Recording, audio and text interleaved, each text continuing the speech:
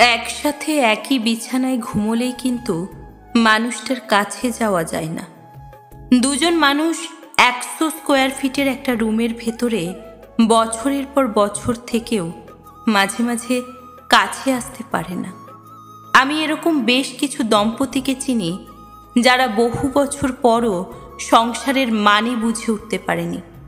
সংসার করতে করতে একসময় মানুষ ধরে নেয় একই বালিশে ঘুমানো, একই টেবিলে খাওয়া, একই রুমে ঘোরাঘুরি করা আর মাঝে মাঝে সঙ্গমে অংশগ্রহণ করাটাই সংসার। ব্যাপারটা কি আসলে তাই? তাহলে কিছু সংসার কখনো কখনো টিকে না কেন? তারাও তো একই বিছানায় ঘুমায়, একই টেবিলে খাবার খায়, একজন অন্যজনকে সঙ্গমে কোঅপারেট করে, তবুও সংসারগুলো ভাঙে কেন? তুমি একটা মানুষের সাথে আছো, পাশে আছো, চোখের সামনে আছো, তবুও মাঝখানে একটা দূরত্ব থাকে।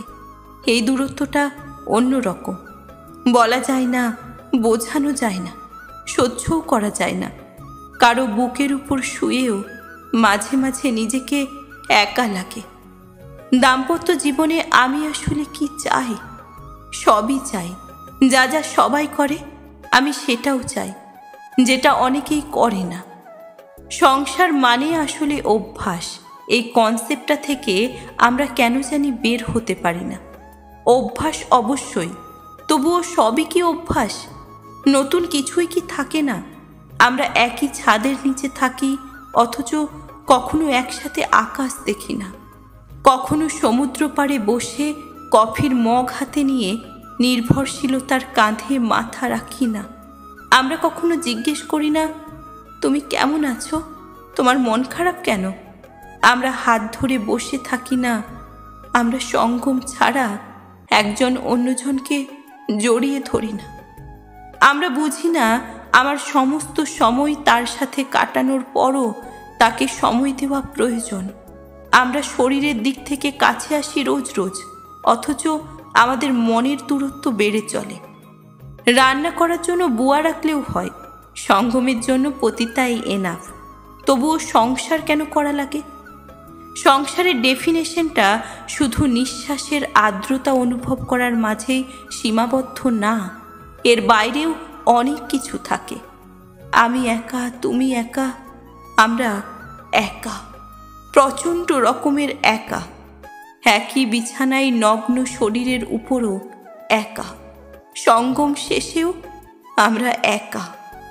অথচ দিন শেষে আমার একটা আশ্রয় প্রয়োজন হয়, একজন মানুষ প্রয়োজন হয়, একটা ব্যক্তিগত নির্ভরশীলতার জায়গা প্রয়োজন হয়, সমঝোতা প্রয়োজন হয়, কারো কণ্ঠস্বরে আমার জন্য একটু গভীর ভালোবাসা প্রয়োজন হয়, একটা পবিত্র স্পর্শ প্রয়োজন হয়। এই স্পর্শটা কামনার স্পর্শ নয়, এটা একটা ভালোবাসার স্পর্শ। কাম ছাড়া ভালোবাসা পূর্ণতা পায় না, এটা ঠিক, তবে কামও যে সবসময় ভালোবাসার জন্ম দিতে পারে না, এটাও ঠিক। সংসারকে অভ্যাস বলে চালিয়ে দেওয়া মানুষরা আসলে ভালোবাসার দায়বদ্ধতাকে এড়িয়ে যেতে চায়। যে দাম্পত্যে প্রেম থাকে না, সেখানে অভিনয় করে বাঁচতে হয়। এরকম অনেক দম্পতি আছে যারা শুধু অভিনয় করেই একটা জীবন একটা অপছন্দের মানুষের সাথে একই ছাদের নিচে কাটিয়ে দেয়। সারাদিন কাজ করে ঘরে ফিরে স্ত্রীকে সময় দিতে অনিচ্ছা প্রকাশ করা স্বামীও নিয়ম করে সঙ্গমটা ঠিকঠাক করে। ব্যস্ততা আসলে একটা অজুহাত। অতটা ব্যস্ত আসলে মানুষ থাকে না, চাইলেই একটু সময় বের করা যায়। কি জানি, আমরা হয়তো চাই না। প্রাক্তন প্রেমিক প্রেমিকার জন্মদিন আমাদের মনে থাকে, অথচ নিজের স্ত্রীর জন্মদিনটা মাঝে মাঝে ভুলে যায়। সংসারের গুরুত্বটা যেন তেমন কিছুই না। যার সাথে সারা জীবন কাটাতে হবে, যার জন্য সারা দিন পরিশ্রম করি, যাকে ভালো রাখার চেষ্টা করি, মাঝে মাঝে বুঝিই না সে ভালো নেই। দাম্পত্য জীবনে কলহ থাকবেই, এটাকে ইনস্ট্যান্ট সমাধান করার ক্ষমতা সবার থাকে না। ঝগড়া হওয়ার পর কান্নাকাটি না করে মানুষটাকে পেছন থেকে জড়িয়ে ধরে বসে থাকলে কেমন হয়? মানুষ কি এতটাই নিষ্ঠুর যে ভালোবাসাকে অবহেলা করতে পারে? সংসার শুধু একটা অভ্যাস, এটা থেকে বের হতে হবে।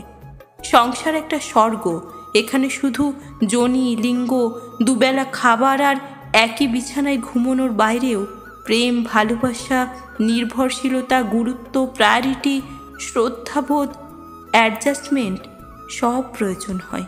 সব মানে সব।